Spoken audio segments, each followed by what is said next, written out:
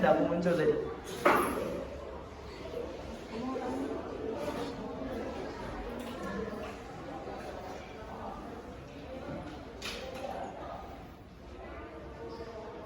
Oke, Assalamualaikum warahmatullahi wabarakatuh.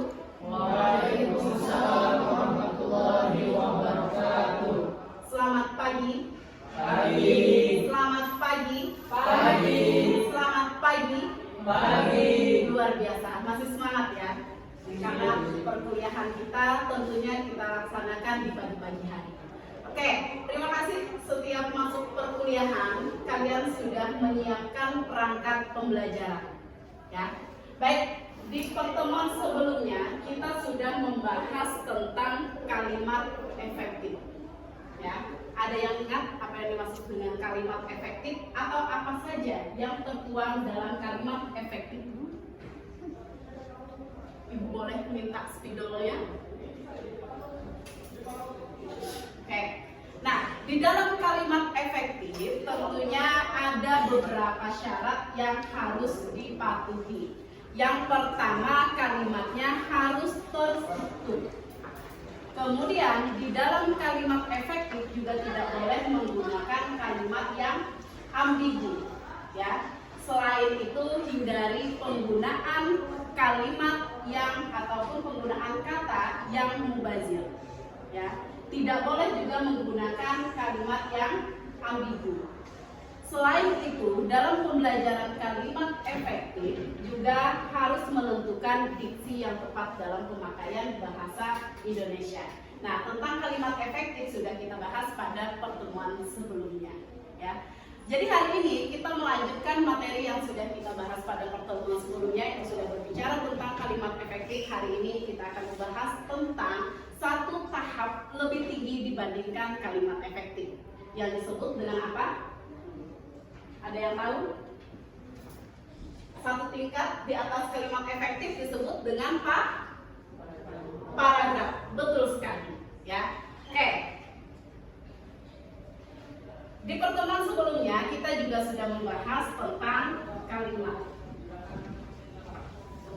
Kemudian naik satu tingkat itu dikatakan sebagai paragraf. Paragraf dapat dikatakan sebagai satuan gramatikal yang terdiri dari beberapa unsur kalimat dan ditandai oleh alinea baru. Ya, artinya suatu paragraf yang baik itu ditandai oleh alinea baru. Kemudian syarat paragraf minimal berapa kalimat? Syarat paragraf yang baik minimal terdiri dari berapa kalimat? 5. Jawaban lain? 10. Ada lagi jawaban lain? Berapa kalimat di dalam paragraf? 8. Oke. Ada jawaban lain? 6. Ada lagi? Minimal berapa? 3.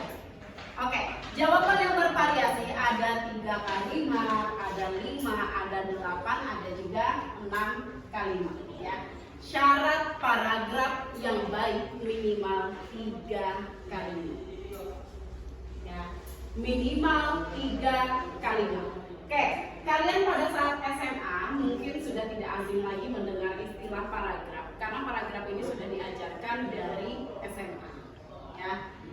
Di dalam paragraf tentunya ada paragraf berdasarkan topik, ada paragraf berdasarkan fungsi, ada pula paragraf berdasarkan sifat, ya.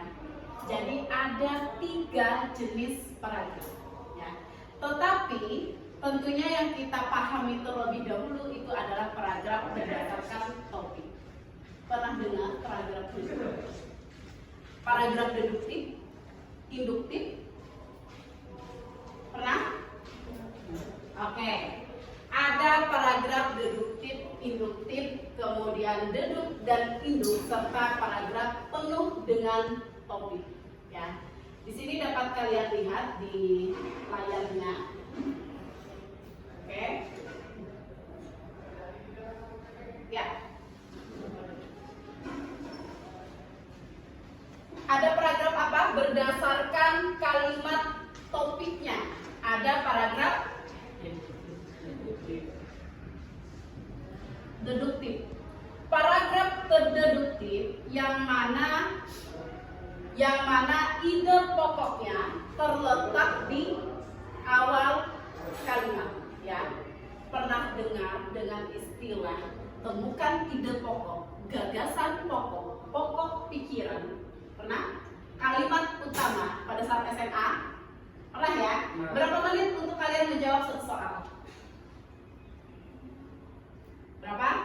Misalnya setengah paragraf atau satu paragraf atau setengah halaman nih soalnya. Berapa menit waktu yang diperlukan untuk menjawabnya? 5 menit.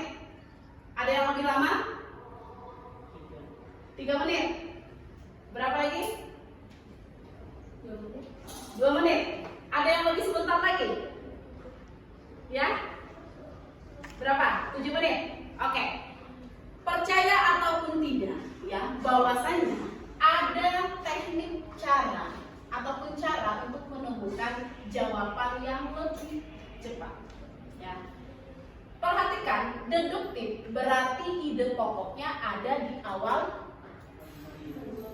kalimat. Contohnya seperti ini. Ini katakanlah sebuah kalimat. Satu kalimat tadi syaratnya minimal berapa? Minimal 3 kalimat, ya. Ketika kita menemukan, tentukan ide pokok, gagasan pokok, pikiran pokoknya sama, ya.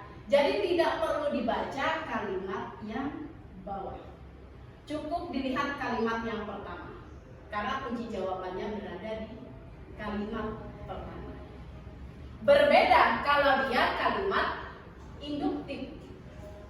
Kalau tadi deduktif, ide pokoknya berada di awal, berarti induktif, ide pokoknya di mana? Di mana? Ya? Di mana posisinya? Deduktif, ide pokoknya ada di awal kalimat, induktif ada di akhir kalimat. Oke. Ada di akhir kalimat, ya. Contohnya seperti ini. Ibu gambarkan lagi. Ini katakanlah sebuah paragraf. Paragrafnya ada 4 kalimat. Ya.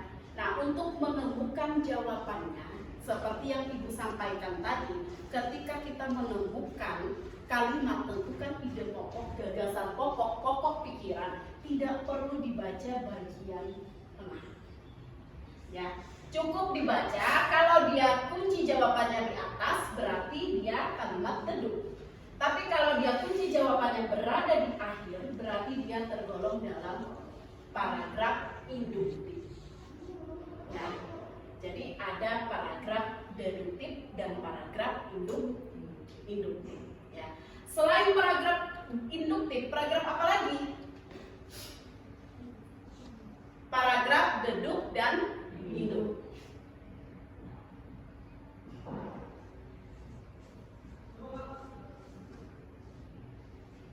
Apa yang dimaksud dengan paragraf deduktif dan induktif? Ada yang bisa jawab? Sahril? Apa yang dimaksud dengan deduk dan induk? Saya Bu. Ya, silakan. Kalau yang deduktif tadi di awal, terus yang induktif di akhir, jadi Deduk dan induk di awal dan akhir. ada di awal dan akhir. Jawaban yang tepat, ya. Kalau deduktif tadi kunci jawabannya ada di atas atau ide pokoknya berada di kalimat pertama, sedangkan induktif ide pokoknya berada di kalimat terakhir, ya.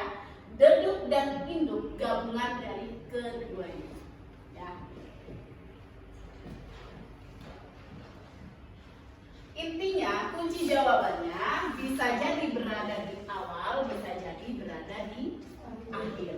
Tetapi kunci dari jawaban deduk dan induk kalau dia berbicara tentang paragraf deduk dan induk itu berada di akhir. Di kalimat pertama itu hanya sebagai kalimat penegasan. Ya.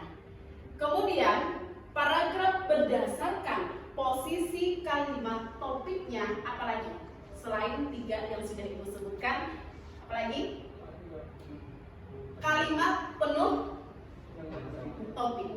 Ya. Jadi di sini tidak ada yang namanya kalimat penjelas. Semuanya topik dari kalimat pertama, kedua sampai terakhir, sehingga dia dikatakan sebagai paragraf penuh topik. Ya, paham? Ada yang mau ditanyakan dulu? Silakan. Ada tentang paragraf? Ada apa tadi? Ada berapa jumlah paragraf berdasarkan kalimat topiknya? Ada 4. Apa saja? Hidup. Apalagi? Hidup. Apalagi? Hidup dan hidup. Kemudian apa lagi? Paragraf penuh dengan topik. Oke. Nah, selanjutnya ada yang namanya jenis paragraf berdasarkan sifat isinya. Kalau berbicara tentang jenis paragraf berdasarkan sifat isinya, itu terbagi menjadi 5 bagian. Ya, yang pertama paragraf persuasif. Ya, bisa dibacakan, Udin, paragraf persuasif. Dibacakan. Alinea persuasif yaitu alinea yang mempromosikan sesuatu dengan cara mengaruhi atau mengajak membaca.